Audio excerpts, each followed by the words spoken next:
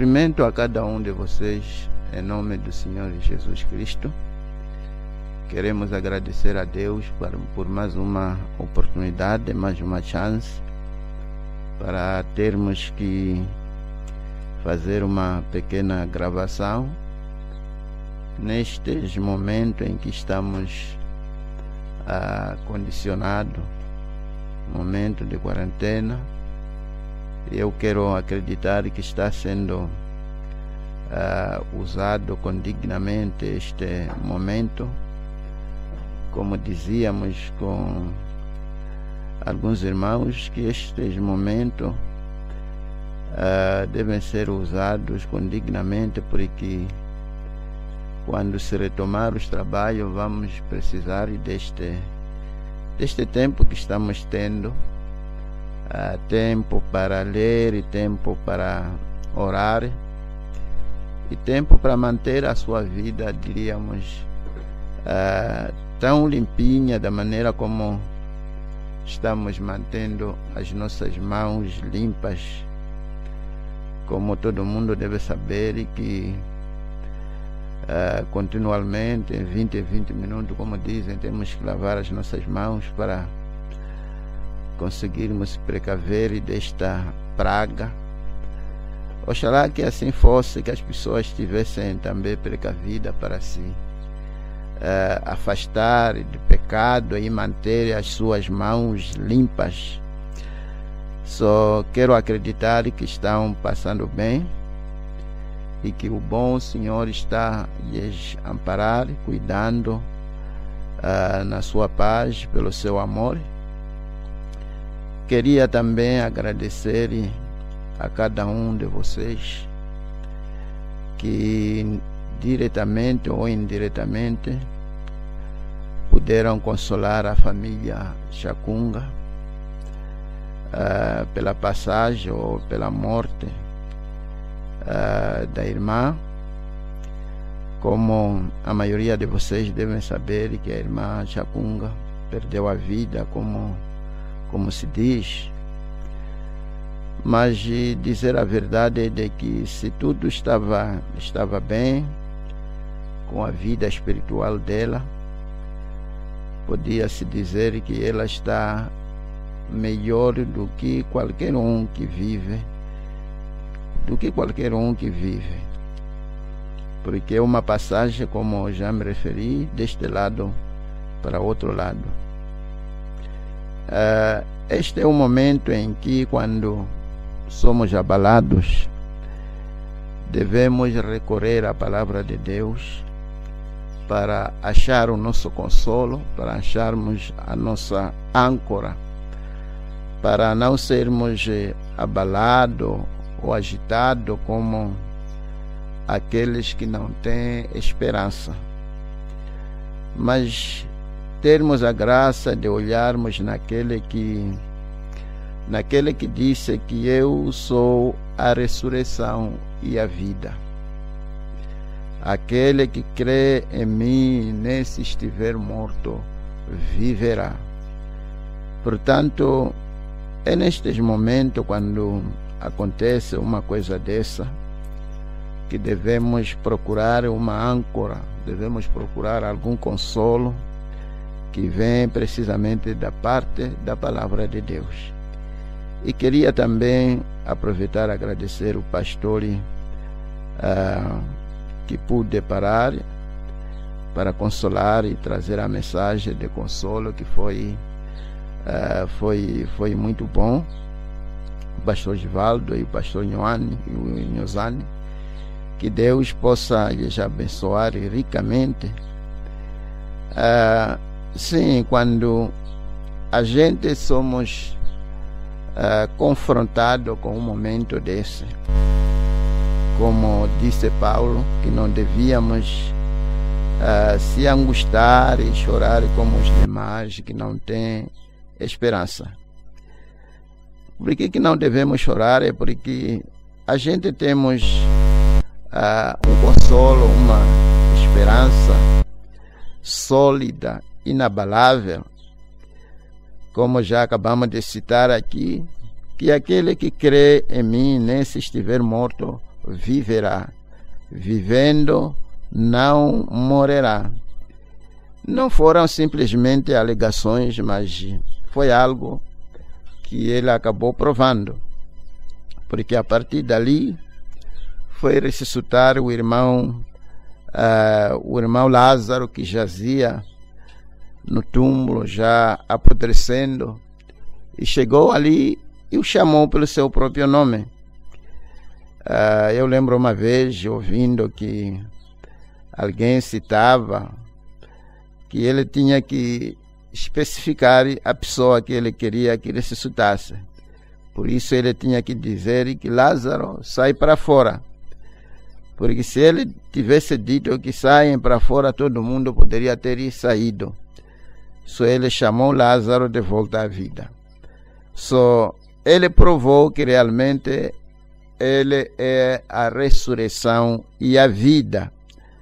E não só ressuscitou a Lázaro naquele momento, como conhecemos a história de que quando ele ressuscitou, tratando-se das primícias, o primogênito que devia se levantar dos mortos, acabou ressuscitando também todos aqueles que haviam dormido ao longo do Antigo Testamento. Só ele não simplesmente alegou ser a ressurreição e a morte, a ressurreição e a vida, mas ele provou que realmente ele é o dono da vida. Só devemos olhar em qualquer momento, quando você estiver em apuro, é só questão de vasculhar, percorrer a sua mente ao longo das Escrituras para apanhar alguma escritura pela qual você pode se consolar, parar e dizer que, independentemente de tudo, eu estou ancorado nessa escritura.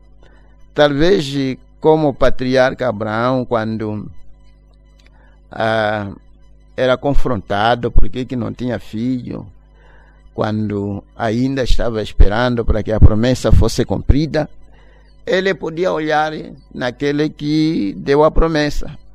E ele sabia que aquele que deu a promessa era capaz. Capaz porque é a promessa que o Deus vivo havia o dado. Aquele que é mestre da vida. Como fomos ensinados que esta vida é simplesmente uma sombra de vida. Não é a coisa real, mas é simplesmente, digamos, um negativo. Esta vida é simplesmente um negativo, sombra da vida verdadeira. Talvez, querendo o Senhor, poderemos chegar até lá onde vamos tentar mostrar este vasto pensamento. E quando a gente falamos a respeito da morte, estamos mesmo... A morte é simplesmente um processo que revela, que leva-nos de volta ao positivo. Talvez poderíamos falar aqui daquelas fotos que, quando se tira, em primeiro lugar tem que sair um negativo que parece fantasma, algo que dificilmente pode se identificar que é quem. Mas este negativo tem que passar através de um processo que se chama revelar, onde se vai, talvez, num pequeno cômodo escuro, e começa a revelar aquele negativo para o positivo. Só a morte é precisamente isso, um processo de revelação em que nos revela, tira-nos deste negativo para a coisa real, que é o positivo, a vida positiva. Poderíamos talvez dizer que são fases que Deus esboçou segundo o seu próprio beneplácito, para que tudo pudesse operar para aquilo que Ele programou. como pessoas, acabamos de passar através de fases e fases. Porque é verdade que há um momento em que você estava em Deus ou com Deus, e dali você é germetizado precisamente no seu bisavô. É uma certa etapa. Do seu avô do seu bisavô vai para o seu avô, do seu avô vai para o seu pai, do seu pai vai para a sua mãe. Da sua mãe é quando você é nascido, e chega-se um momento em que tem que se entrar noutra fase, que é a fase da morte, para voltar talvez onde você saiu. E como o profeta estava nos mostrando, dando-nos um exemplo de uma criança, digamos, que está ali na barriga da sua mãe, é uma certa fase.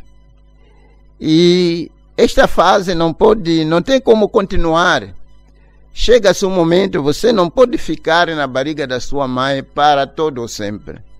Tem que chegar um momento em que você tem que sair e encarar outra fase, que é esta vida. Talvez a morte podíamos aqui,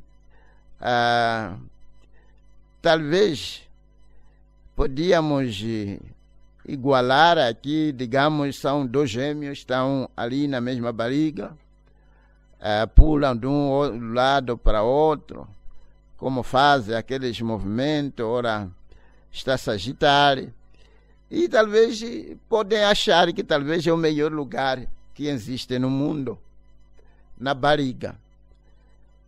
Sim, comendo através daqueles meios desarrascados e encarando aquela vida, e podem pensar que é o único mundo que existe. Mas é um espaço precisamente que diríamos confinado.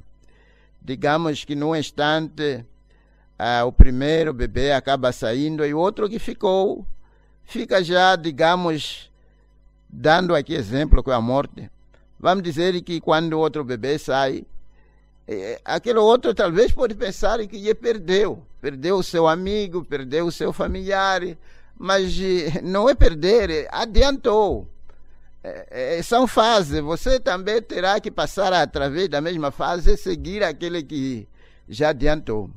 Só a morte não é o fim.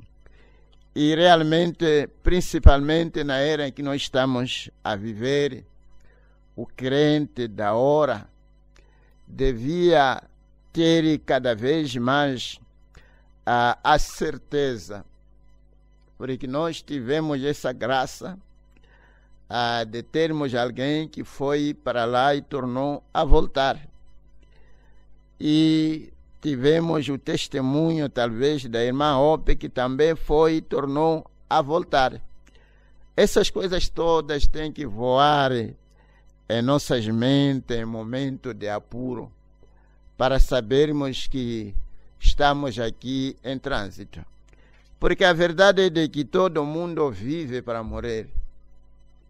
E todo mundo, não todo mundo agora, todo mundo vive para morrer. Mas há alguns que morrem para viver. Quando você morre, transita-se para outro lado onde você vai viver cada vez melhor.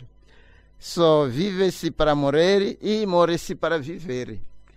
São fases, são esboços que o Omnipotente Deus colocou segundo a sua própria, segundo o seu próprio prazer. Esta manhã gostaríamos talvez de voltarmos de novo, quando o nosso tempo ainda está nos permitindo. Como devem saber, já estamos na era de Filadélfia e já vimos o mensageiro, que foi João Wesley, aquele que trabalhou tanto para Deus, que pregava sermões e sermões por dia, e acabou perdendo a vida quando tinha 88 anos, tendo servido a Deus como poucos homens se atreveriam, até mesmo pensar que pudesse. Agora, queremos ler no Apocalipse 3:7. E ao anjo da igreja que está em Filadélfia escreve: isto diz o que é santo, o que é verdadeiro, o que tem a chave de David, o que abre e ninguém fecha, e fecha e ninguém abre. E o profeta diz aqui: oh, quão belas são estas palavras! E realmente são belas. Quão belas são estas palavras! Quão majestoso é até mesmo o som delas!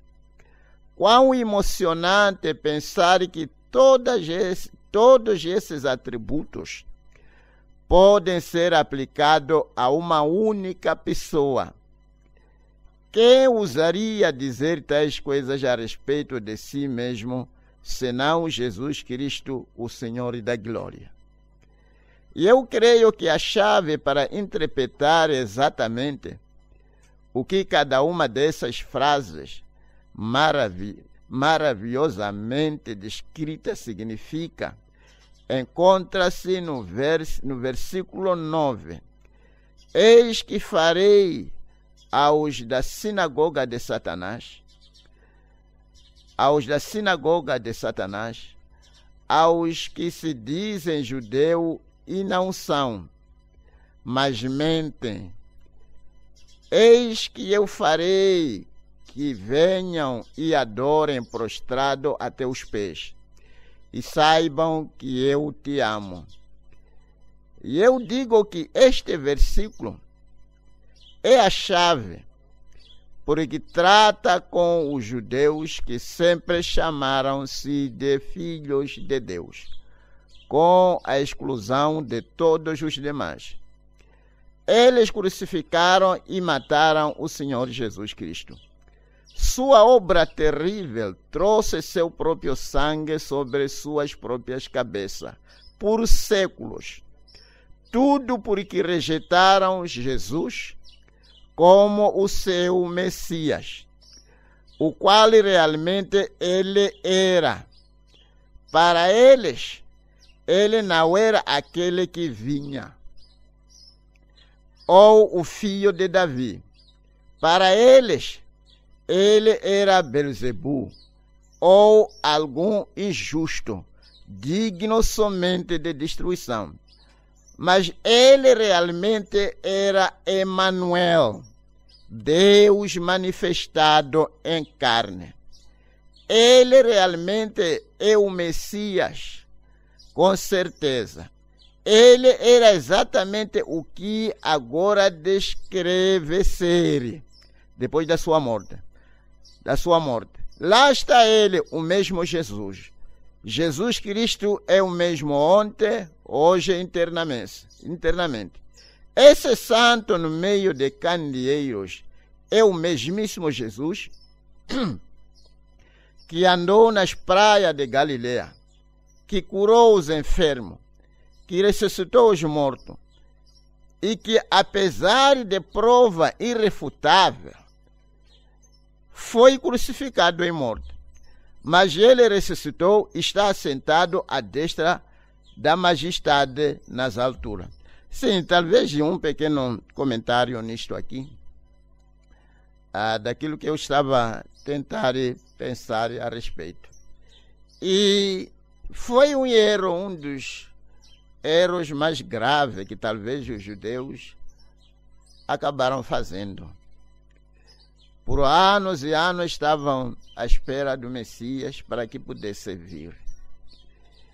E várias escrituras já haviam prometido, os profetas se levantaram, as promessas foram dadas a partir do livro de Gênesis, de que algum dia o Redentor e parente viria.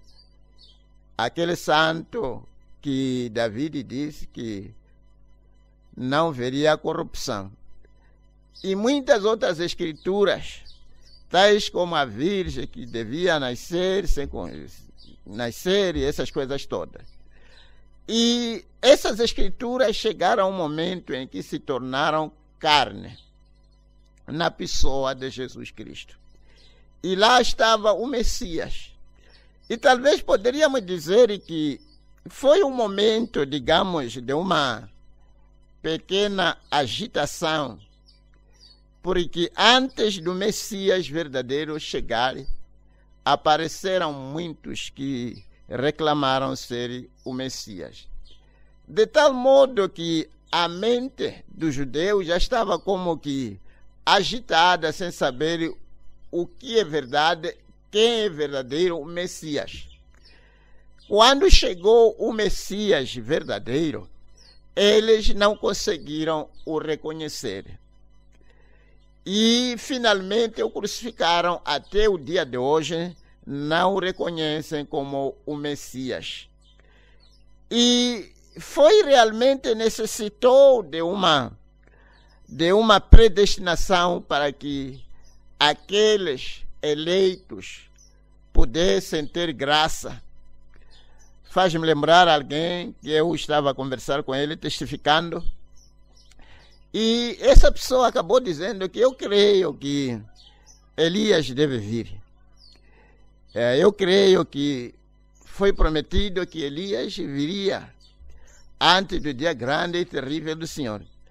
Mas como é que eu vou saber que William Branham é este Elias que devia vir? E eu acabei dizendo que é muito fácil para você saber se William Branham é Elias que foi prometido. É só a questão de você procurar saber o que Elias faria e comparar com aquilo que William Branham fez. Se é que ele fez o que havia sido prometido, fecha o assunto. É ele. Se ele não fez o que Elias devia fazer, não é ele. Porque há muitos que se levantam e não vão ao encontro com aquilo que foi prometido. Veja, esses todos que se levantaram antes do verdadeiro Messias não foram ao encontro com as Escrituras. Só aqueles que se guardaram ou que guardaram as promessas, que guardaram o que Messias faria, foram esses que tiveram graça de reconhecer o Messias quando ele apareceu. Faz-me lembrar neste momento daquela mulher de Samaria, uma mulher vil, prostituta da rua, mas ela tinha algumas escrituras em sua mente, que sabia que o Messias, quando viesse, ele faria isto e isto, qual seria a identidade do Messias. E quando Jesus discerniu a vida dela, ela logo disse: nós sabemos se quando o Messias vier, ele vai fazer exatamente o que o Senhor está fazendo.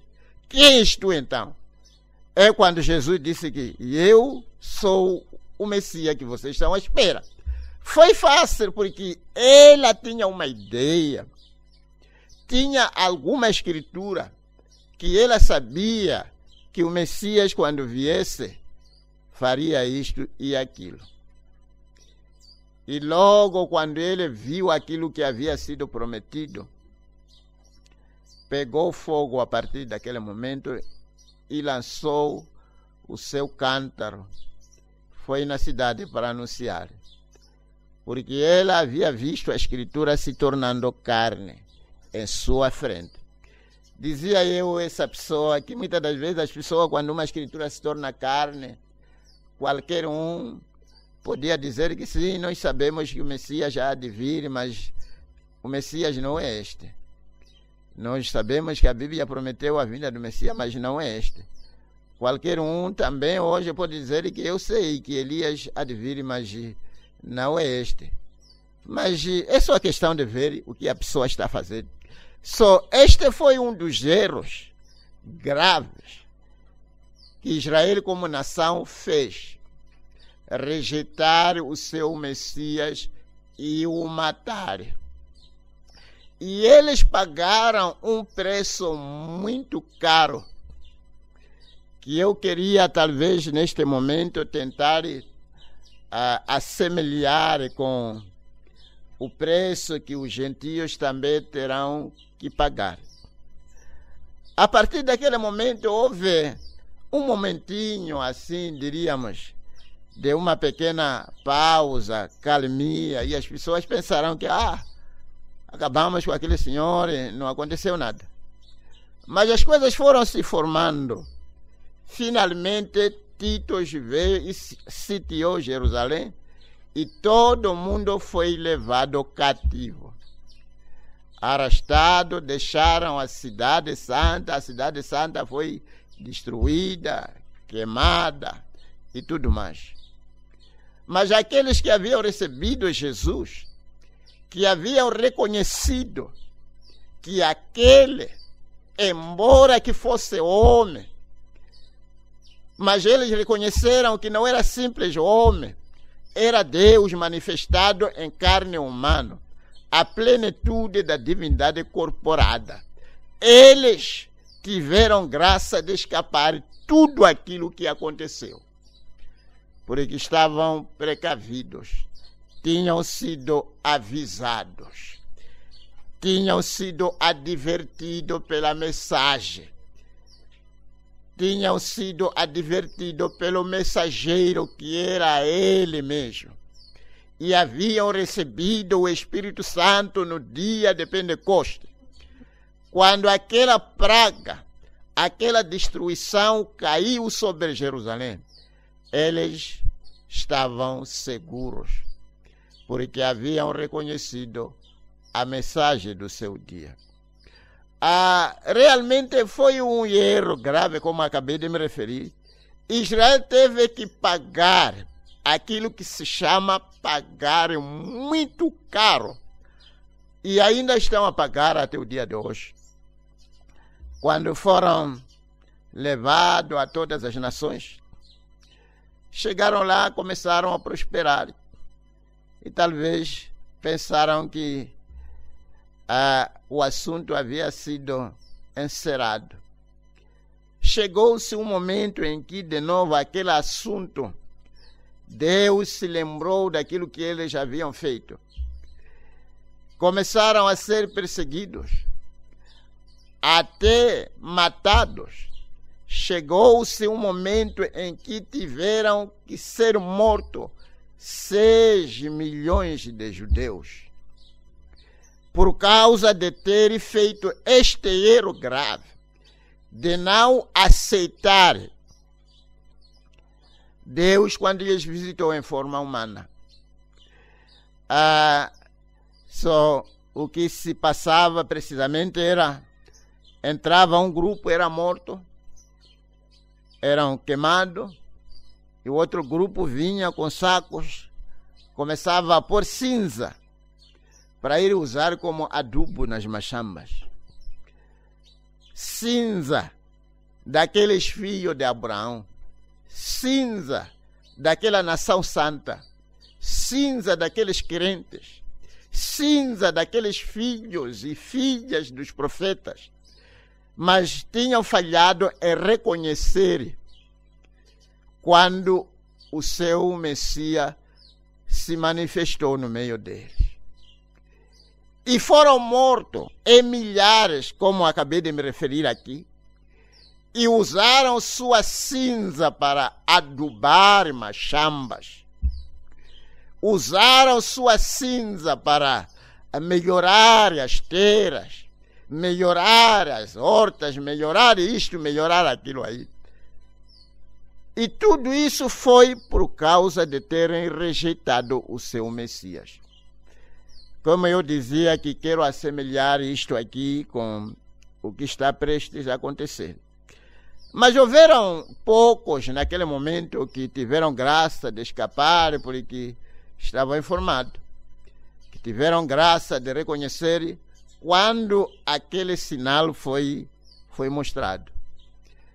Quando Pedro viu aquele sinal, um homem que não conhecia acabou conhecendo o nome dele, conheceu o nome do seu pai. Pedro logo reconheceu que este sinal seria o sinal de Messias. E só para vocês verem, amados, eu estava pensando a respeito deste momento que nós estamos tendo de confinamento, em que temos um momento de sentar e seguir as mensagens. É um grande privilégio. Tudo praticamente está quase como que parado. As aulas, os bares, muita coisa. Mas há uma coisa que não está parada, que é a Igreja do Deus Vivo. Nós não estamos parados como quem diz parado. Porque a verdade é de que, embora cada um está em sua casa, mas temos o melhor privilégio que pode se pensar. Momento de sentar e acompanhar a voz do sétimo anjo. Momento de sentar e ouvir como foi o curso daquele último sinal que Abraão viu antes da destruição de Sodoma e Gomorra. Aquele sinal que os judeus viram antes também de serem destruídos.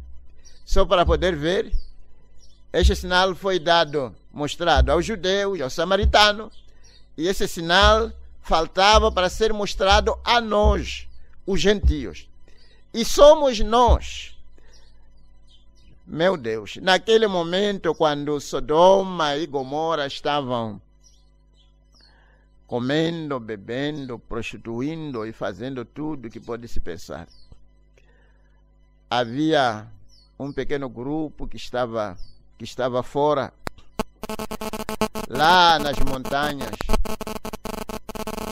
um grupinho que foi visitado por Deus e 2 anjos. E esse grupinho recebeu o mesmo sinal que nós estamos a receber esses dias nas nossas casas através das cassetes, que é precisamente o último sinal que Abraão viu antes dele receber o filho prometido. Lá estava Abraão por um bom tempo esperando a manifestação daquele filho, e finalmente Deus em carne humana lhe visitou. Talvez diríamos, mal sabia que aquela visita ia mudar tudo. E eu gostei de uma coisa que talvez pode não fazer sentido aqui, mas que precisamente faz sentido quando você tomar o nome de Abraão, em inglês, que era Abraão, que era precisamente 6 letras. Mas poucos dias antes da visita, ele foi acrescentado para ser Abraão, 7 letras. Ele havia saído. Nós sabemos que 6 é o número do mundo. Ele havia saído, já estava na mensagem, já estava com o Elohim. Foi naquele momento quando ele foi visitado. E depois daquela visita, oh, quão bonito é! Lá estava Abraão e a sua esposa, e aquele sinal foi dado. E Sara, dentro do seu coração, acabou rindo, duvidando. Mas a dúvida de Sara não impediu que Deus pudesse cumprir com aquilo que ele havia prometido a Abraão. Seja lá o que for, que a igreja, que somos nós, independentemente daquilo que você é, desde que Deus lhe predestinou, desde que você tenha recebido o batismo do Espírito Santo, não vai lhe impedir para que você seja arrebatado. E o profeta diz que não há como... Deus não podia destruir a Sara, porque a Sara fazia parte de Abraão. E Deus não tem como destruir a noiva, porque a noiva faz parte de Cristo. Eu estou a tentar vos levar até este ponto, amados irmãos. Veja uma coisa aqui especial. Quando Deus se manifestou em carne humana, os judeus não viram. Não levou muito tempo, eles foram reduzidos em cinza. Quando Deus se manifestou a Abraão, não levou muito tempo, Sodoma e Gomorra se transformou em cinza. E nesses últimos dias em que nós estamos a viver, não é de se admirar que as Escrituras dizem: eis que vos envia o profeta Elias, antes que venha o dia grande e terrível do Senhor, em que todos aqueles que vão fazer erro de não reconhecer o mesmo Deus que apareceu a Abraão em forma humana, o mesmo Deus que apareceu como Jesus Cristo para os judeus, escolheu um vaso pela qual nos visitar. E todos aqueles que vão ouvir esta voz, faz-me lembrar uma vez, como o profeta estava a colocar isso, que querer neste sinal que Deus mostrou em Sodoma e Gomorra, que mostrou para Abraão, melhor dizendo, que mostrou no tempo de Jesus Cristo e que está mostrando nestes dias que nós estamos a viver, querendo neste sinal é vida eterna. Quando Pedro creu, foi vida eterna para ele. Quando a mulher de Samaria creu, foi vida eterna para ela. Quando Nataniel creu, foi vida eterna para ela. Quando Abraão também creu, foi vida eterna para ele. Só o mesmo Deus que apareceu nessas duas dispensações, no fim das duas dispensações que acabamos de citar, veio também nos visitar. E nós somos um povo muito privilegiado. Lembre-se, Sodoma e Gomorra não tiveram chance de ver aquele sinal. E hoje em dia o mundo não tem chance de ver esse sinal. Eu estava a pensar, quando estava a ver as pessoas, a atitude das pessoas. Quando o pastor Givaldo estava a pregar aquela bonita mensagem, que talvez um que pudesse ouvir e acatar seria uma mudança, uma grande mudança na vida dele. Mas vendo como as pessoas não estão preparadas, as pessoas não estão preparadas para ouvir a Deus. É verdade que Deus está preparado, mas as pessoas não estão preparadas. Deus está preparado para falar, mas as pessoas não estão preparadas. As pessoas já foram encantadas, enganadas, levadas, feitiçadas por o diabo. Só para ver o nosso mundo em que vivemos hoje.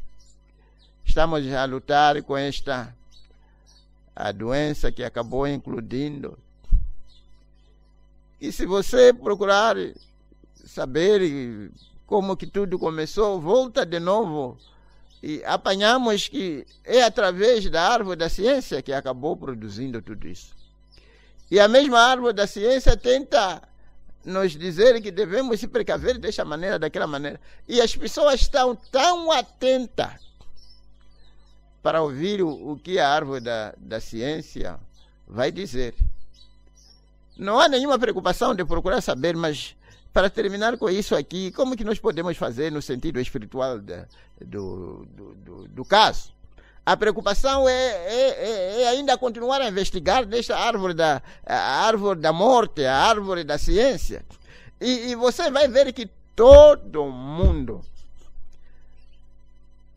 está a viver pela árvore da morte. É por isso que estamos morrendo. A árvore do conhecimento do bem e do mal.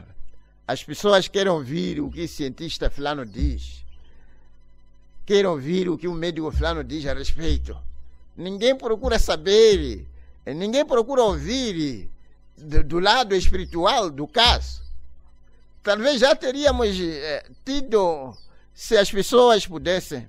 Eu estava a ouvir recentemente, não sei se é verdade ou boato, falando-se de um certo país que tem que se...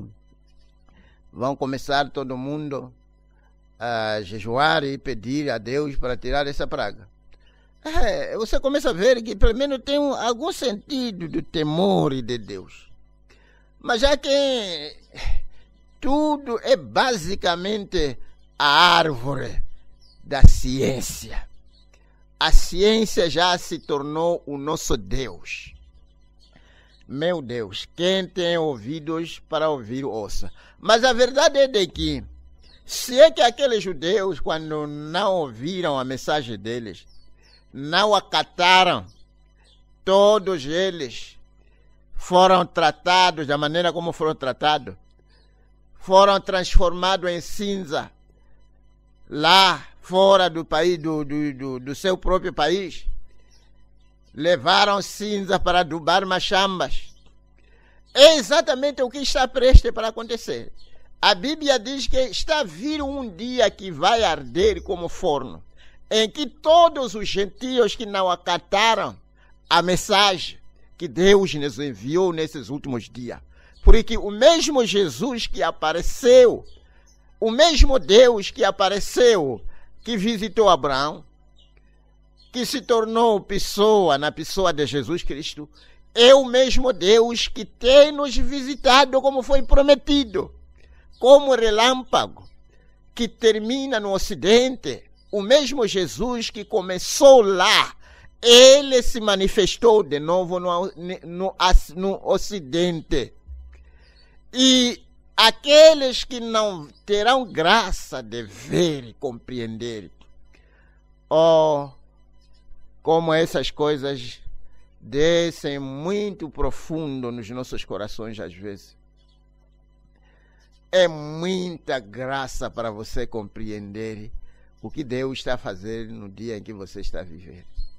Reconhecer o dia que você está vivendo e a mensagem que você deve receber no seu dia. É muita graça. No meio daquela agitação toda, foram poucas pessoas que reconheceram que Jesus era o Messias. No meio dessa agitação em que nós estamos a viver nela, milhares de pessoas serão abrasadas e as suas cinzas serão usadas para adubar esta terra, para que seja uma nova terra e novo céu. Que adubo será um jardim de Éden de novo. Ali está a história se repetindo. Deixa a gente continuarmos a ler. Quem tem ouvidos para ouvir, ouça. Continuando a ler. Sim, que ressuscitou os mortos.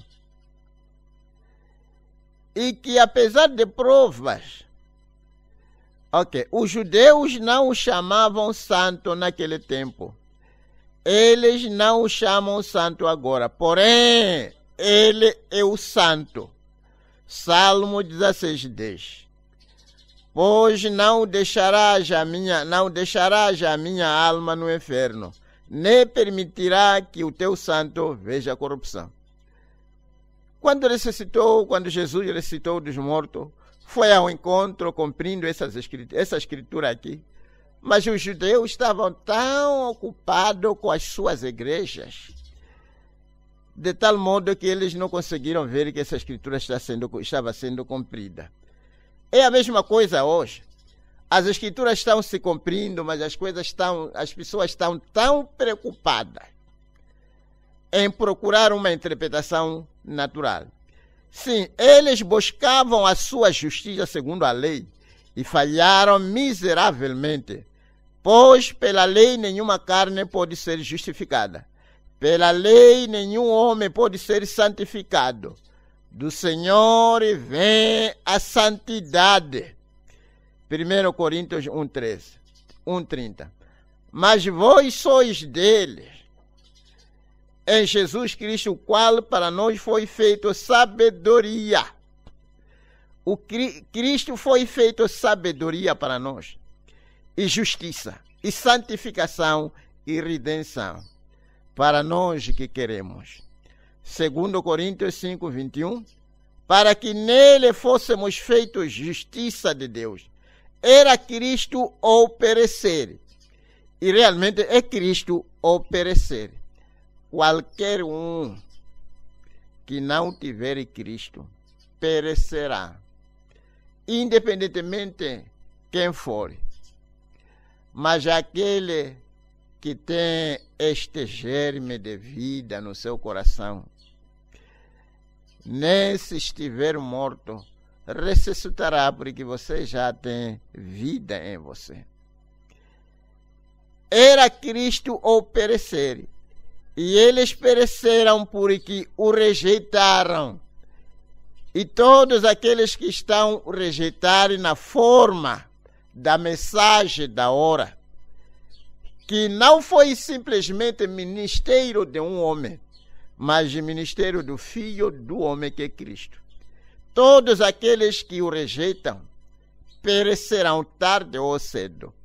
E se você ainda não tem Cristo na forma do batismo do Espírito Santo, tarde ou cedo você perecerá. Você pode pensar que está bem nesta vida, talvez um pouco de dinheiro, talvez uma pequena profissão, uma casa terrena aí, um pouco de mobília, algumas coisinhas aí em casa, uma continha. E você pensa que estou bem, não preciso de nada. Mas a verdade é de que você precisa de Cristo ou perecerá. Você pode não ver a necessidade de Cristo hoje, mas no dia em que você vai deixar este mundo, vai ver que você falhou em obter a coisa fundamental na vida. Porque a coisa fundamental na vida não é dinheiro, não é mulher, não é serviço, não é casa, não são carros. A coisa fundamental na vida é Cristo, que é a vida. Quem tem Cristo tem tudo. E homens daquela era, assim como hoje, estavam cometendo o mesmo erro. Cometendo o mesmo erro. E há milhares de milhares que estão cometendo o mesmo erro. E às vezes, quando as pessoas estão ali em grupo, acabam se influenciando negativamente para ridicularizar e desprezar as coisas que dizem respeito à vida eterna. Mas naquele dia, quando você estiver sozinho, talvez os familiares já não são permitidos para poder entrar e as cortinas estão sendo fechadas. Você vai precisar dele. É por isso, quando ainda é hoje, é tempo de você tê-lo e ter a certeza de que ele é o rei da sua vida. Não o deixe nesta vida para que ele não lhe deixe quando aquela hora chegar. Meu Deus, é o melhor momento que alguém pode pensar na vida. Quando alguém chegar no fim da jornada terrena, enquanto que a sua vida está preparada, é o melhor momento que pode se pensar.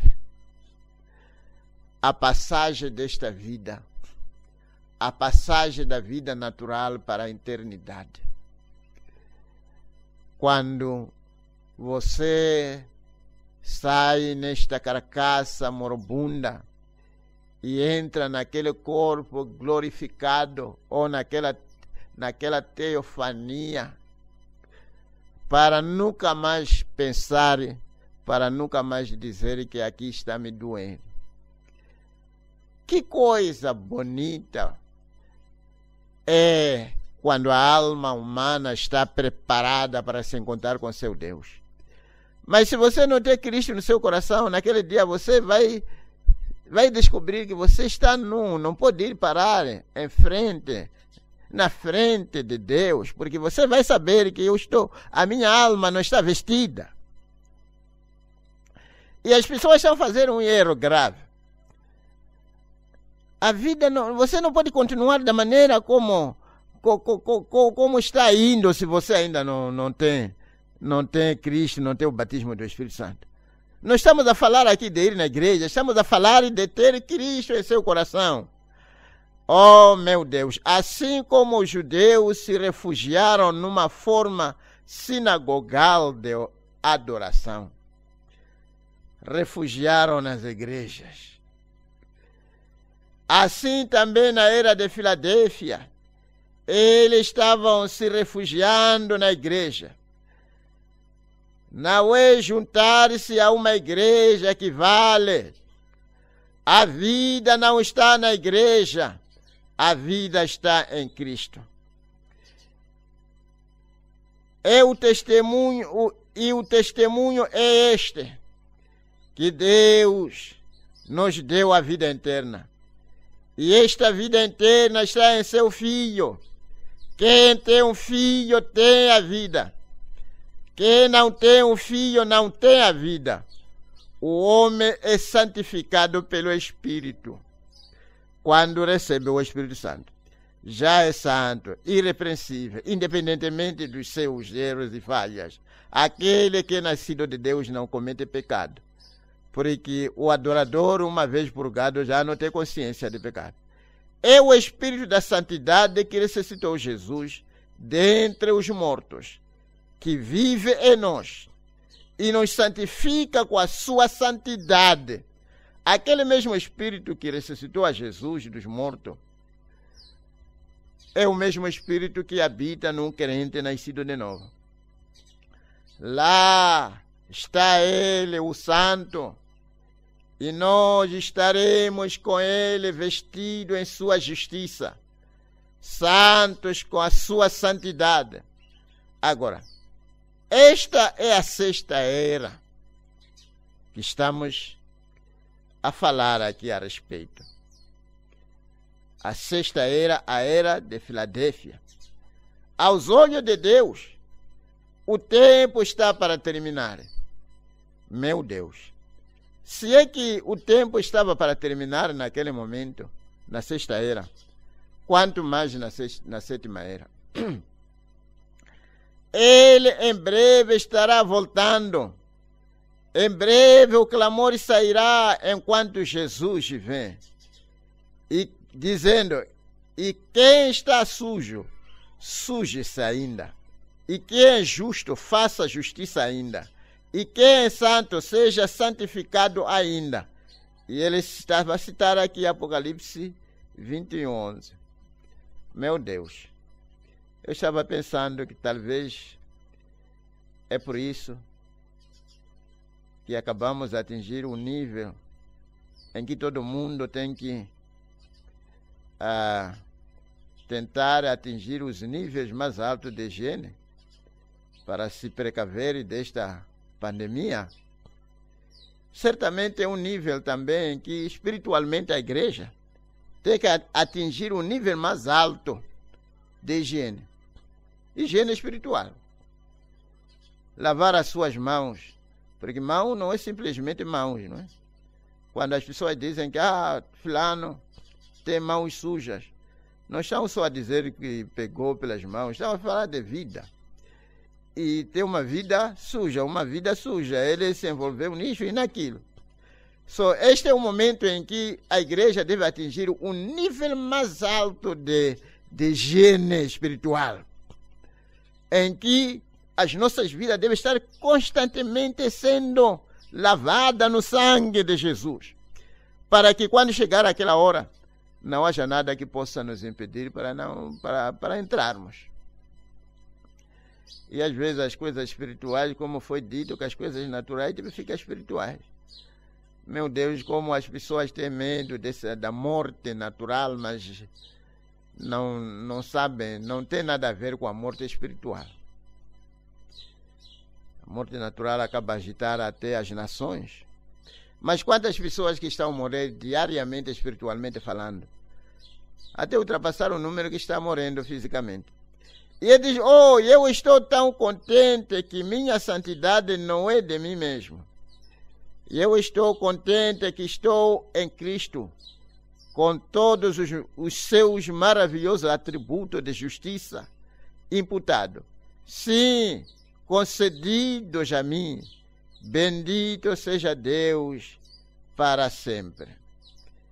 queria talvez pegar essa parte aqui, acho que o meu tempo ainda vai me permitir.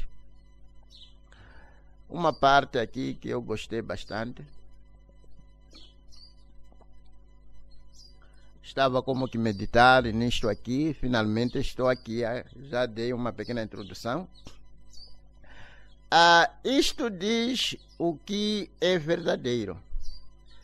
Ora, esta palavra verdadeiro é uma palavra muito maravilhosa. Não significa verdadeiro apenas no sentido que é oposto a falso. Expressa a realização perfeita de uma ideia em contraste com a sua realização parcial. Por exemplo, recordamos que Jesus disse em São João 6:32: Moisés não vos deu o pão do céu, mas meu Pai vos dá o verdadeiro pão do céu. João 15:1. E eu sou a videira verdadeira, meu Deus. E esta parte acabou me carregando, levando. É difícil para que eu continue falando mesmo a respeito. Acabou-se abrindo um pensamento muito vasto, que eu acabei achando que não sou assim digno ou capacitado o suficiente para ter que entrar na profundeza disto. Mas dizer que desde que os céus foram abertos, muita coisa, como acabamos de ver aqui, que Cristo, para nós que queremos, se tornou a nossa sabedoria. Aqui deparamos com esta palavra aqui. Isto diz o que é verdadeiro. Como o profeta acabou de se expressar aqui, não é simplesmente verdadeiro por ser verdadeiro, digamos, diferente da coisa falsa, mas está-se a falar de ser verdadeiro porque ele é verdadeiro. Ele é precisamente o princípio. Estamos aqui a tentar dizer o quê? Tentar dizer que tudo que nós temos na terra,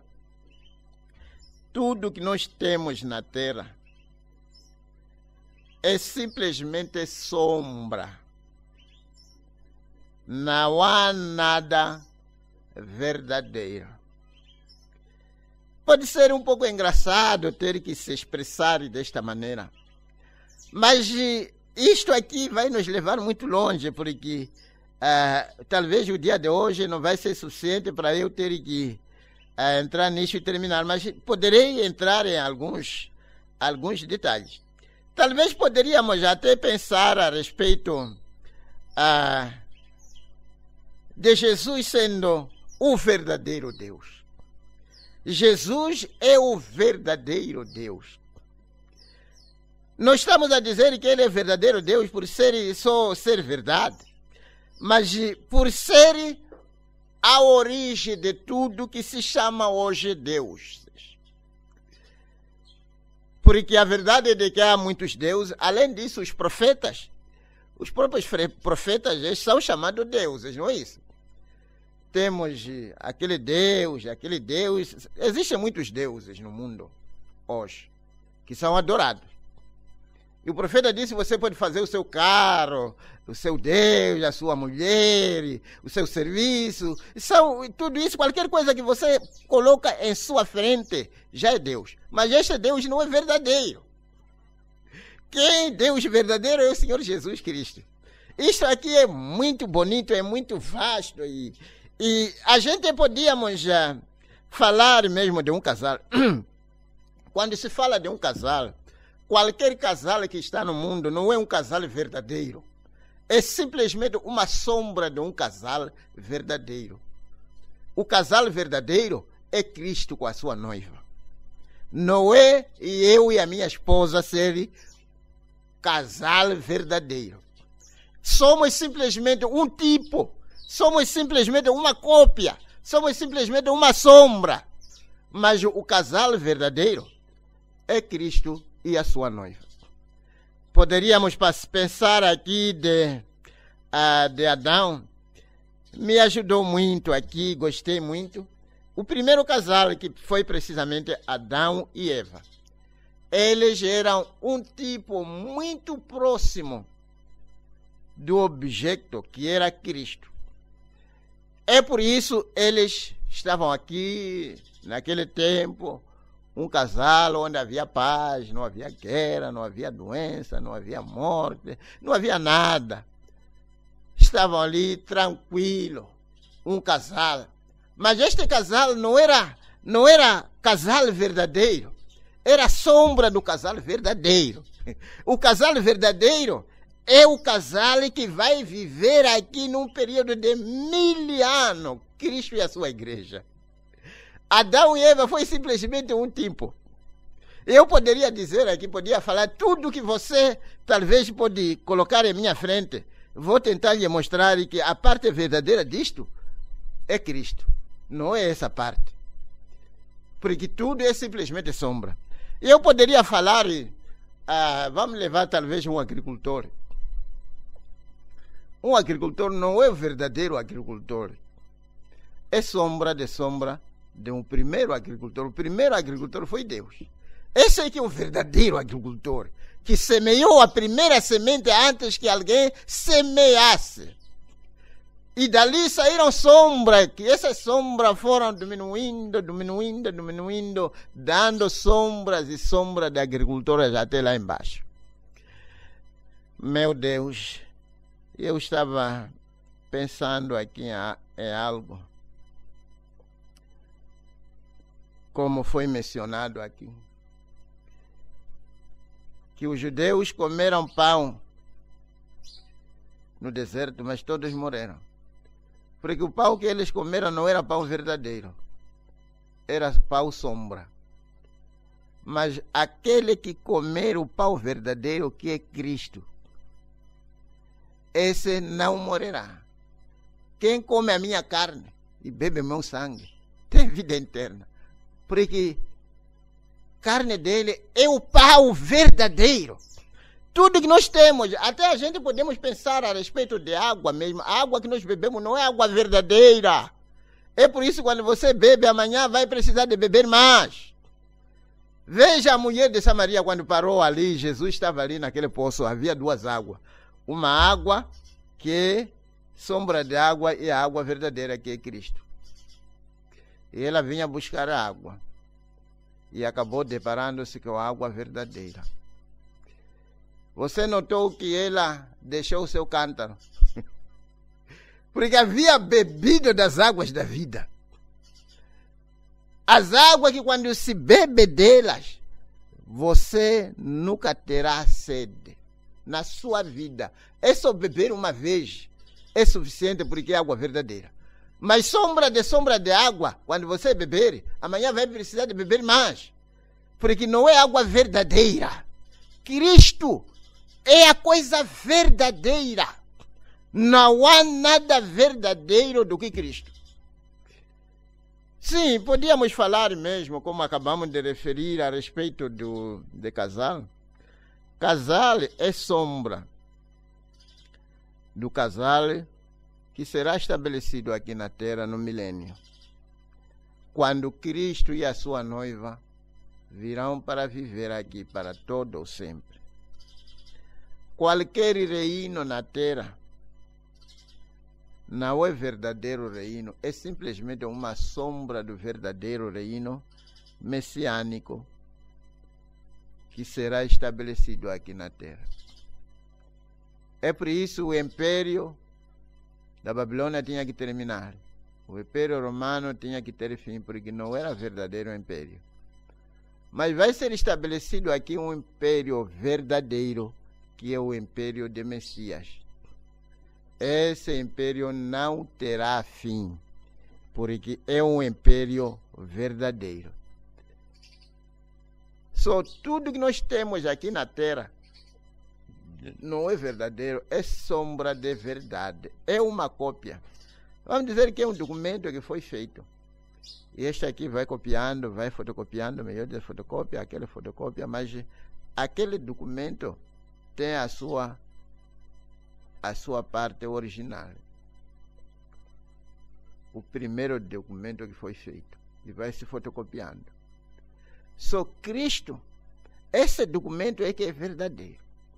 Aquele pode parecer como este, mas não é original. Até chega a ser um ponto em que se diz, precisamos de original. Traga-nos o original. Só, qualquer reino que nós temos, não é reino verdadeiro.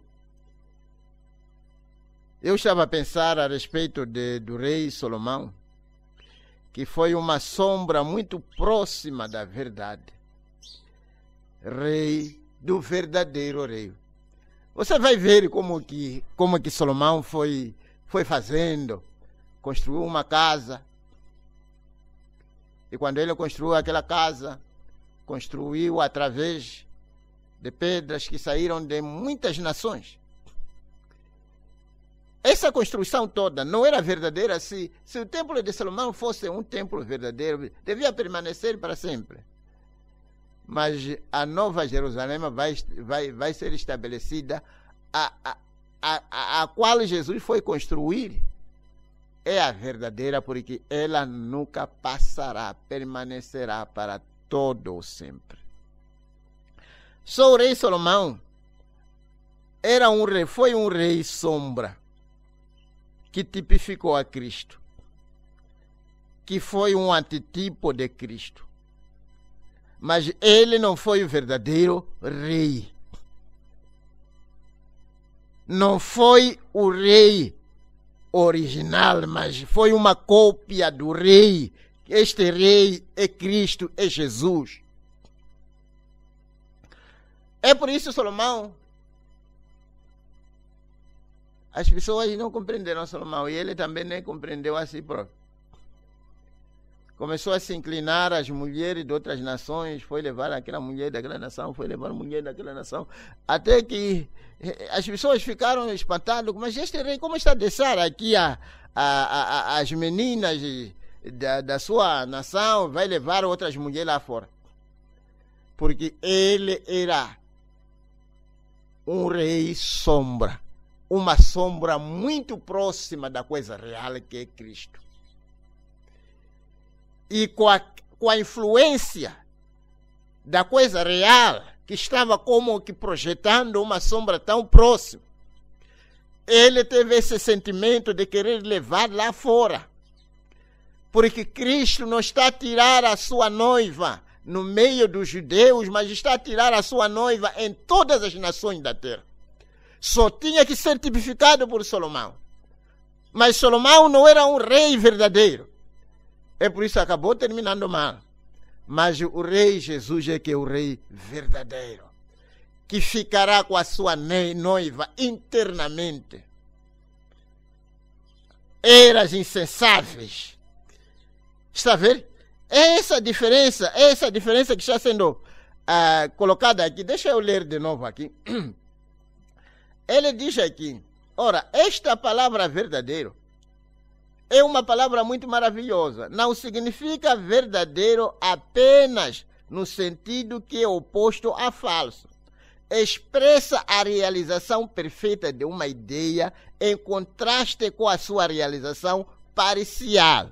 Por exemplo, recordamos que Jesus disse em São João 6,31, Moisés não vos deu o pão do céu, mas meu Pai vos dá o verdadeiro pão do céu, que é ele. Aquele pão era a sombra do pão verdadeiro, que é ele. Ele é o pão que quando se comer, não morre mais. Ele é a água que quando se beber, qualquer um que se bebe de Cristo não terá mais sede. Quando alguém chega a um ponto de se arrepender, ser perdoado os seus pecados, batizado, receber o Espírito Santo, essa pessoa já não terá mais sede de pecado. já bebeu das águas da vida. Não precisa mais de ir ao poço. Uma vez bebido daquelas águas, para sempre sácio. É o que aconteceu, é o que ele estava tentando dizer àquela mulher. Você vem buscar esta água, mas eu sou a água da vida, que quando você beber não terá mais sede. E até que alguém chegue a um ponto em que beba dessas águas.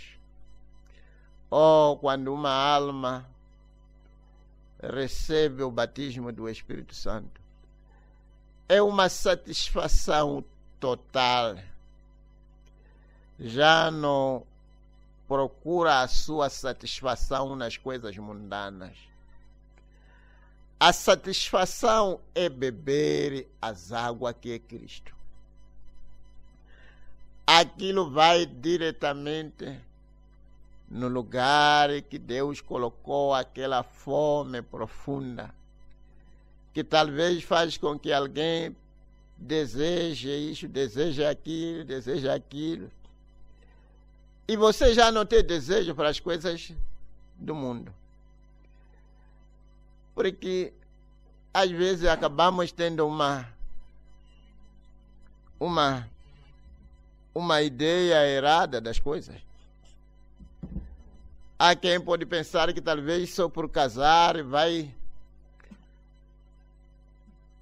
satisfazer o seu demônio de cobiça. Isso não satisfaz. Pelo contrário, talvez pode fazer com que o demônio desmaie por um tempinho. Mas desde que é um demônio de cobiça, casamento não vai matar aquele demônio. Ainda vai continuar atuando até que você beba aquelas águas que trazem uma satisfação total, onde já não tem a consciência. As pessoas bebem por quê? Porque estão à procura daquelas águas, à procura de uma satisfação. Procuram satisfação nisto, não apanham. Procuram satisfação nas mulheres, nos homens, nas riquezas. Até acaba a ser miragem, onde as pessoas não chegam de sentir que já estão como que descansadas, satisfeitas, onde já não precisa mais nada. Talvez tenha que continuar a ler para depois continuarmos a comentar. Uma vez que esta palavra expressa, na verdade, realização perfeita em contraposição à ideia de realização parcial, como ilustrada nestes versículos, podemos agora compreender, como nunca antes, o antítipo confrontado com o tipo e a substância com a sombra. É aqui onde estava a tentar explicar. Acho que ainda estou dentro do meu tempo, né? Ok. Tome um exemplo agora do maná proveniente de Deus. Deus enviou do céu o pão dos anjos para Israel. Mas aquele pão não satisfazia. Servia apenas para um dia. Aqueles que o comiam ficavam novamente com fome no dia seguinte. Se fosse deixado por ali, ficava contaminado. Porém, Jesus é o verdadeiro pão do céu. Está a ver o que o profeta está tentando nos mostrar aqui? Cristo é a coisa verdadeira. E eu queria talvez tentar expressar aqui, talvez, vamos ver a tela. Verdadeiro pão do céu, no qual o maná era apenas um tipo. E se alguém comer desse pão que desceu do céu, nunca terá fome novamente. Porque esta fome faz uma obra completa. Traz sacia completamente para sempre, internamente. Aqui está a totalidade dela. Exatamente como Jesus não é uma parte de Deus, ele é Deus, o verdadeiro Deus. Porque existem muitos deuses, mas há um verdadeiro. Poderíamos pensar da farinha, quando aqueles filhos dos profetas acabaram procurando aquele tipo de feijão selvagem e cozinharam. E lá estava. E quando comeram, descobriram que havia morte na panela. E gritaram: há morte na panela. E Elias, o que ele fez? Trouxe um pouco de farinha e colocou ali, e aquela morte foi tirada. É verdade que aquela farinha era um tipo, representa Cristo, é sombra de Cristo, mas não é Cristo, não é a coisa real. A coisa real é Ele, Cristo. Quando Cristo é colocado numa vida, a morte é tirada na totalidade. Não parcialmente ou temporariamente, mas a morte cessa de existir. Porque a coisa real já veio. É o que necessitamos, irmão. É o que necessitamos, amados jovens. Desde que você coloque Cristo em você, saiba que a morte já não tem mais poder. Não temporariamente, mas para sempre. Oh, como é bom a revelação de saber que você passou da morte para a vida. Venha o que vier, você é candidato para o céu. Porque na sua panela foi lançada não farinha, não aquela farinha que não é a coisa verdadeira que tira a morte na totalidade, mas sabendo que dentro da sua vida,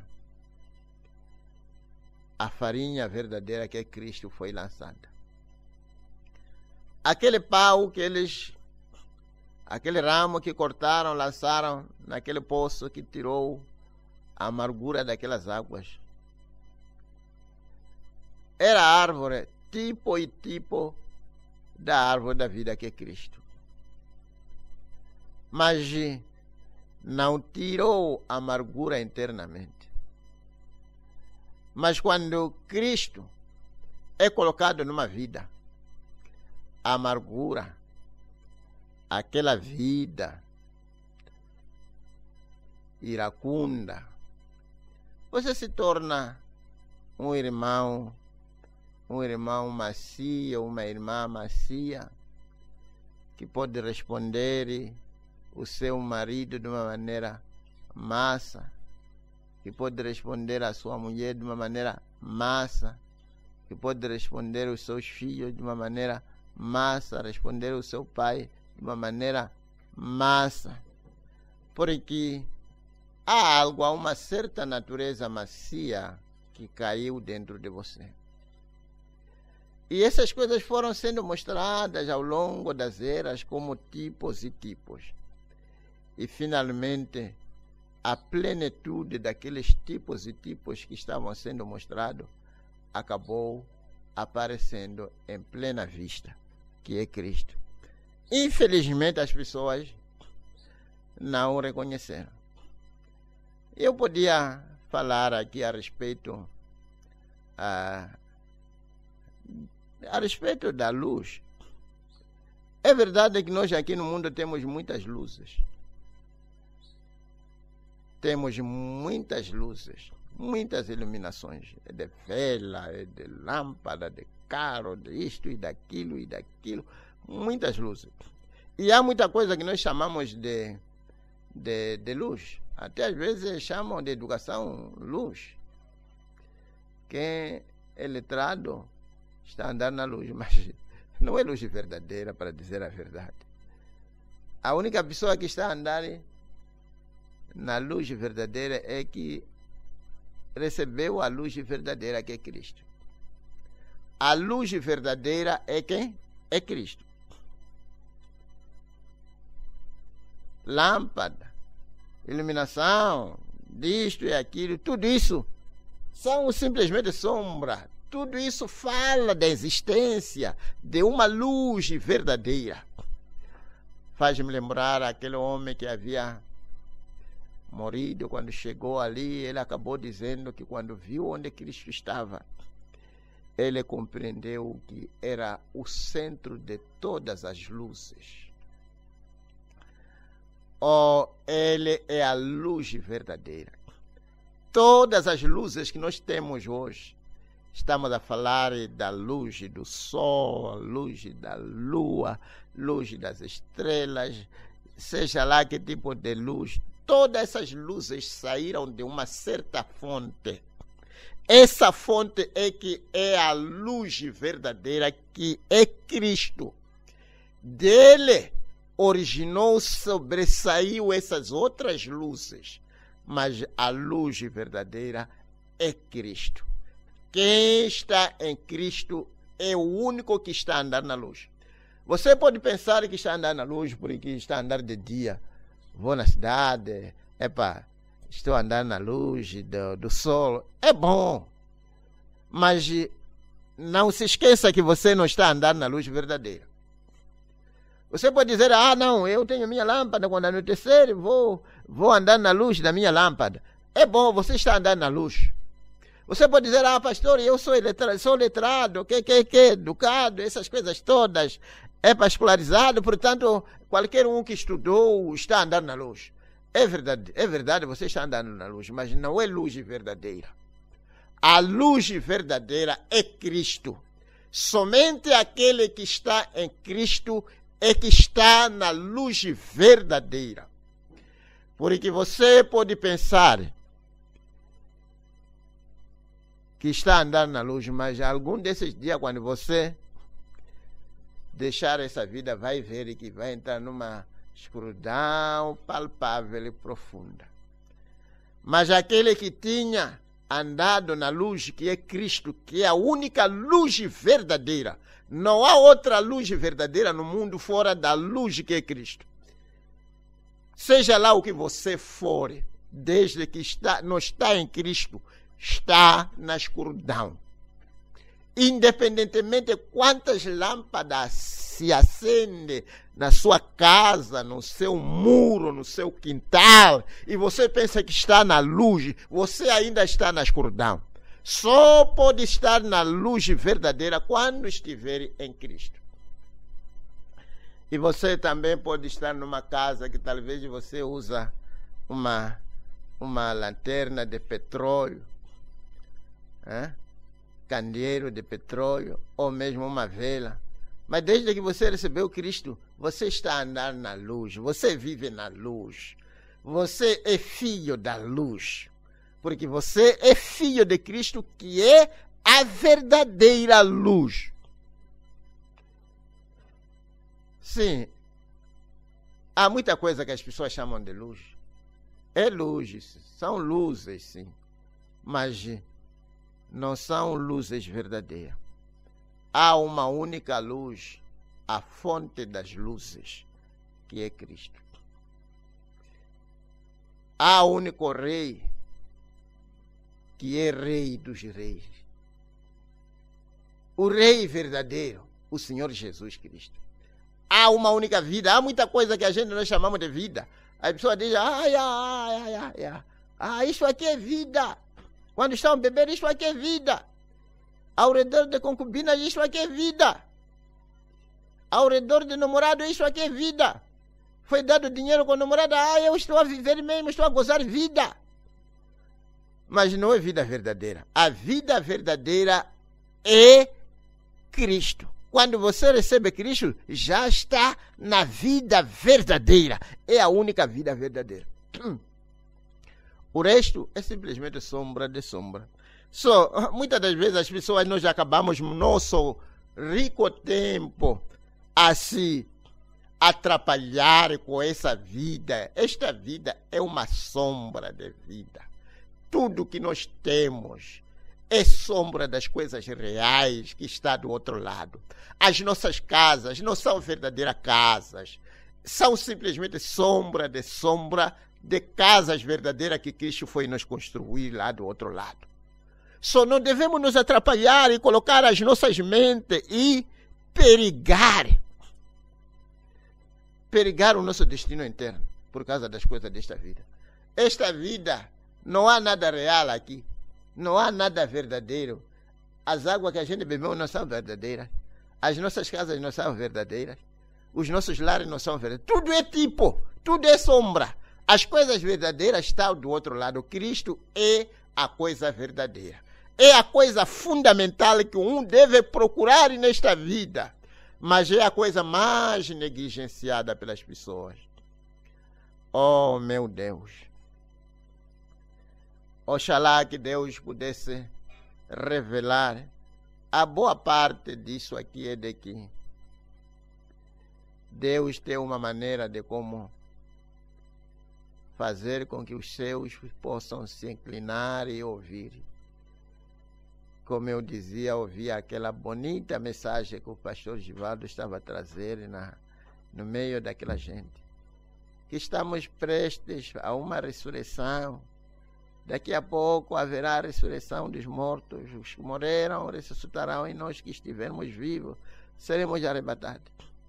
E é no meio dessas coisas tão... deste pau da vida que as pessoas acabam fechando os seus olhos e pensando que é para estar a perder o nosso bom tempo. Eu comecei a pensar que realmente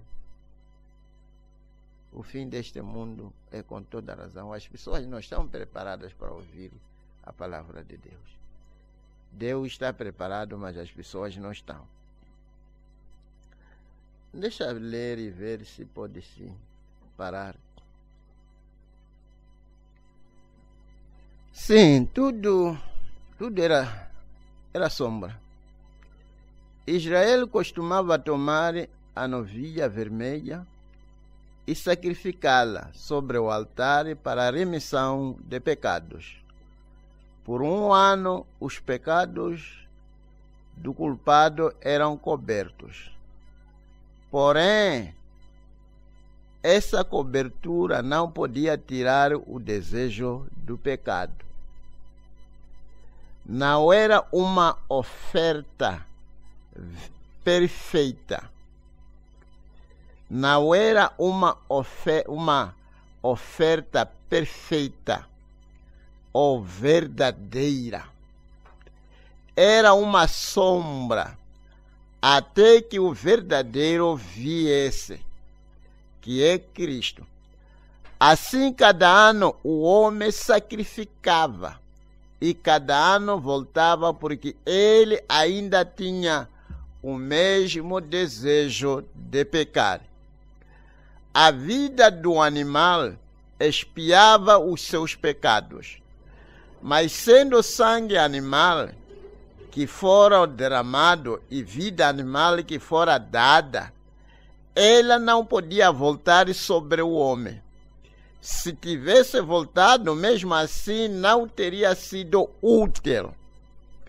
Mas quando Cristo, o perfeito substituto, foi dado e seu sangue foi derramado, então a vida que estava em Cristo voltou sobre o pecador arrependido.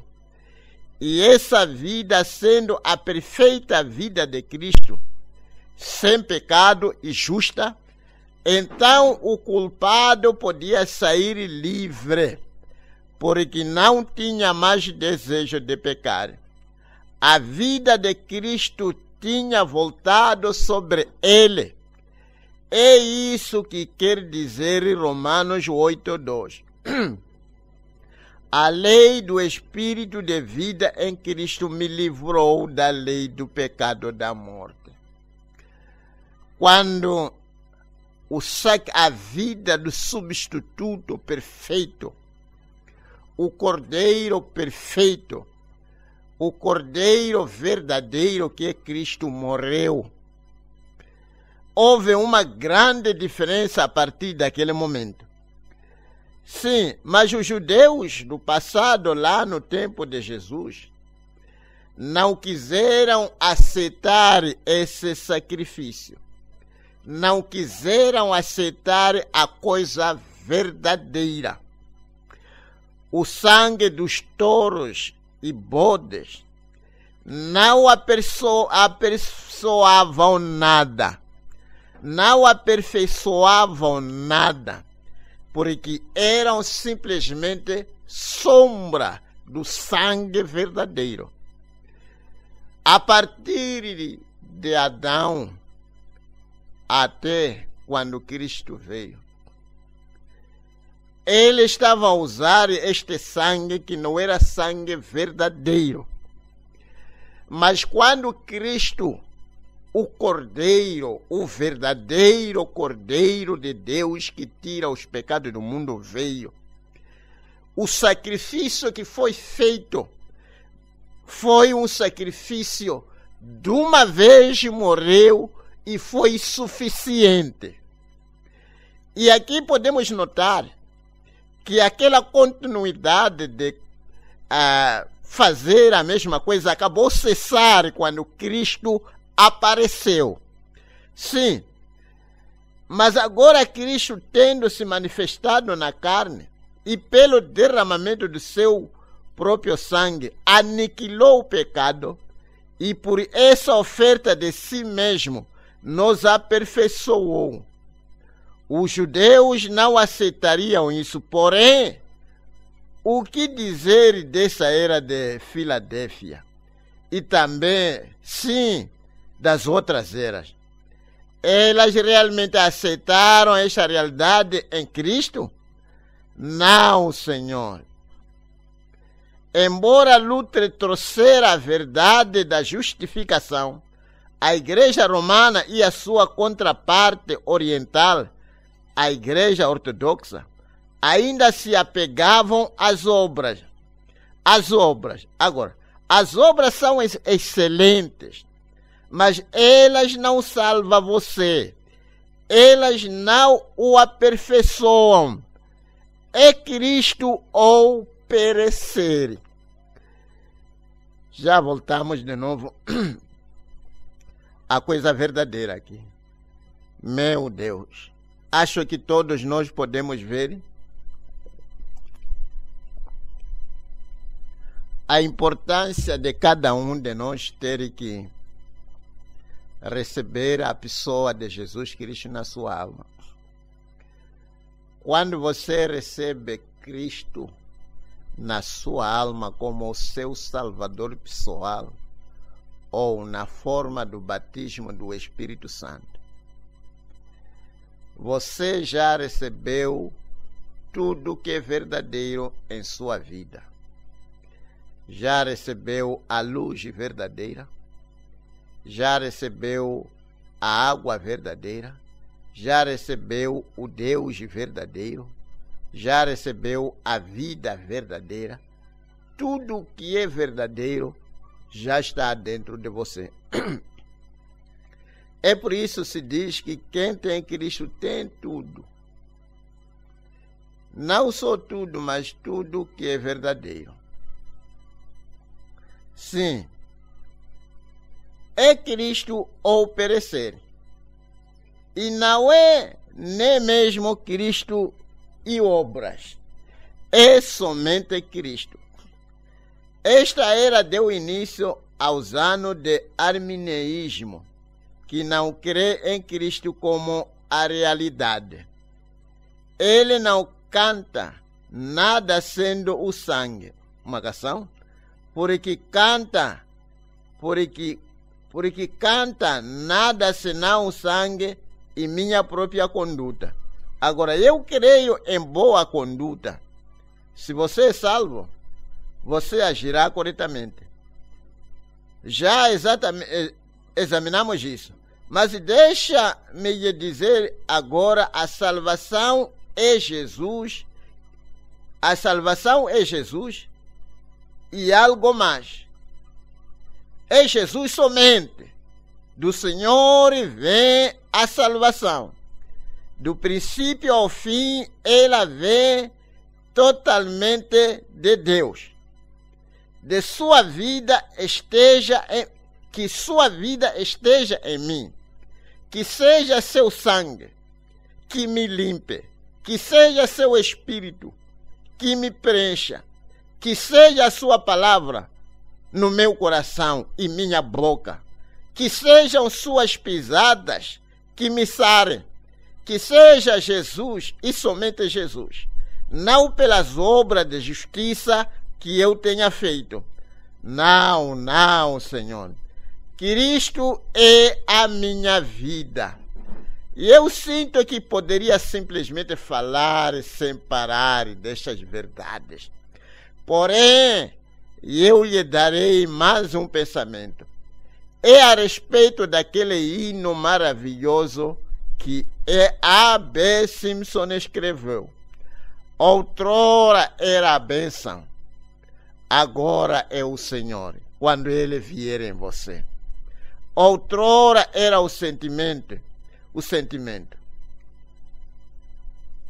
Outrora era o sentir, agora é a sua palavra. Outrora, seu dom eu queria, agora o próprio doador dentro de mim. Outrora eu procurava por cura, agora somente Ele. Tudo em todos para sempre. E eu cantarei Jesus, tudo em Jesus e tudo em Jesus. Não há nada nesta vida tão satisfatório quanto possa ser, tão bom e tão excelente quanto possa ser. Você apenas encontrará a soma total de toda a perfeição em Cristo. A soma total de toda a verdade você vai apanhar em Cristo.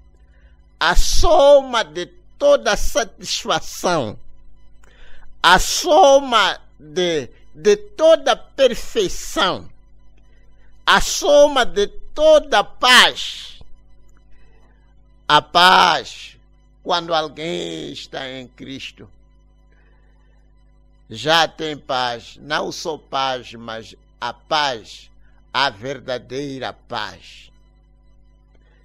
Em que você sabe que você passou da morte à vida. O que mais pode satisfazer a alma humana do que saber que você transitou da morte à vida? Venha o que vier, vá o que for, você sabe que a plenitude de tudo que é bom jaz, de tudo que é verdadeiro, está dentro da sua alma. Irmão, é verdade que precisamos de possuir isto, possuir aquilo, precisamos disto, precisamos de casa, precisamos de carros, precisamos de escolaridade, precisamos de dinheiro, precisamos disto, precisamos daquilo, precisamos de um lar, precisamos de trabalhar, muitas necessidades terrenas que nós precisamos. Essas coisas são boas, essas coisas são úteis deste lado da eternidade. Mas a verdade é que elas não são as coisas verdadeiras. Não traz consigo a satisfação verdadeira. Dinheiro não pode lhe dar uma satisfação verdadeira. A satisfação verdadeira vem somente de Cristo. A única coisa que um homem não pode fazer erro de não obter é Cristo. Pode não ter isto, pode não ter aquilo, pode não ter carro, pode não ter casa, mas desde que você tem Cristo, você tem tudo o que se precisa nesta vida. Você tem casa, tem carro, tem essas coisas todas, estão todas acumuladas ali. Não há nada nesta vida tão satisfatório quanto possa ser, tão bom e tão excelente quanto possa ser. Você apenas encontrará a soma total de toda a perfeição em Cristo. Ao lado dele, tudo se vai em insignificância. Quando você está com Cristo, meu Deus, quando você recebe a coisa real, verdadeira, que é Cristo na sua vida, a água, a verdadeira água, a verdadeira luz, a maioria dessas coisas que são talvez importantes nesta vida, acabam ser insignificantes. Você não continua a ser aquela pessoa que sempre tem uma mão no seu bolso, que isto aqui é meu. Ninguém pode colocar a sua mão nisto aqui, porque isto aqui me pertence. As coisas perdem seu valor, sabe? Este mundo para nós já não tem valor. Enquanto que ainda há pessoas que estão a valorizar bebida, valorizar prostituição, valorizar isto, valorizar aquilo. Quando uma pessoa recebe Cristo, as coisas do mundo perdem seu valor. A única via pela qual você pode vencer a concupiscência da carne, dos olhos, da mente, tudo isso que o diabo tenta espalhar e colocar em sua frente como se fosse algo. Quando você recebe Cristo, essas coisas acabam perdendo valor. Já não possui aquele valor que uma vez tinha. Uma vez você pensava que tendo dinheiro é tudo, mas quando você recebe Cristo, vem que o dinheiro, afinal, não é tão importante como ter Cristo. Por isso, amados irmãos, em todo lado que estão nos ouvindo, não falha receber a coisa verdadeira. E a coisa verdadeira é Cristo. Enquanto que talvez vamos inclinar as nossas cabeças a todo lado onde estão nos ouvindo. Irmão, você pode ter tudo que este mundo possui. É bom ter dinheiro. É bom ter carros e casa e tudo quando há na terra. É bom casar. É bom ter filhos. Tudo isto aqui é bom. Mas isto não traz uma satisfação total da alma. A satisfação total vem quando Cristo descer na sua alma. Levantaria ali onde você estiver e dizer: ó Deus,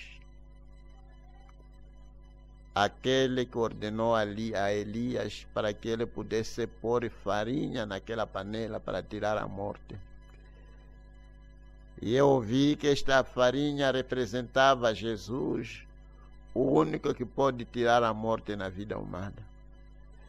Venha, Senhor, em mim, por favor, para que a morte seja tirada, não temporariamente, mas para sempre. Eu quero ter aquela satisfação eterna, que é satisfação que vem quando Cristo...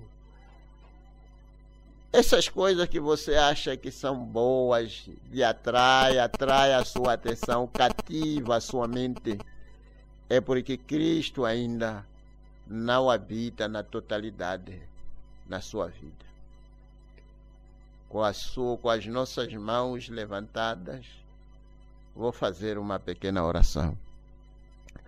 Ó Pai Celestial, o Criador dos céus e da terra, Senhor, neste momento em que estamos vendo que, afinal de contas, tudo quanto nós temos nesta vida é sombra da coisa verdadeira. E a coisa verdadeira é Cristo. Não estamos aqui para pedir outras coisas, mas queremos pedir a verdadeira coisa em nós. A água verdadeira que traz uma satisfação total, não parcial, mas total. Queremos, Senhor, que a verdadeira luz esteja em nós. Venha, Senhor, completar o nosso vazio, o vazio dos jovens, vazio, Senhor, dos lares, onde talvez as mentalidades puxar ali, acolá, desentendimento em casa por causa das coisas que acabamos de ver que são simplesmente sombra. Senhor, estamos a pedir para que nos dê a coisa verdadeira, a coisa real, a coisa que faz com que o mundo perca o seu valor. Dê-nos isto, Senhor. Dê, Senhor, em cada irmão, em cada criança, neste momento que estamos a ver que a qualquer momento aqueles que rejeitaram a luz dos últimos dias podem se tornar em cinza para adubar esta terra. Ajuda-nos, ó Pai, para sermos como aqueles que estavam precavidos, que haviam saído daquela cidade antes que ela fosse sitiada. Ajuda-nos, ó Pai, neste momento. Encha-nos com o Espírito Santo, guarde-nos, Senhor, e que as nossas vidas sejam limpas, da mesmíssima maneira que estamos lavando as nossas mãos continuamente. Senhor, possamos lavar as nossas vidas também continuamente com a Tua palavra. Ajude o Seu povo, Senhor, espalhado, Senhor, por este Moçambique grande. Encha cada um com o Espírito Santo, que é a coisa verdadeira. Senhor, entrego-lhes nas Tuas mãos, que salva-nos, ó Pai, desta geração pecaminosa e perversa. Alinha-nos com a Tua palavra, apronte-nos, ó Pai, para aquele dia. Senhor, encomendo a cada um, cura aqueles que estão doentes, salva os não salvos, encha com o Espírito Santo a cada um. Ajuda-nos, ó Pai, nos entregamos nas Tuas mãos neste instante, em nome do Senhor Jesus Cristo, para a Tua glória te pedimos. Amém.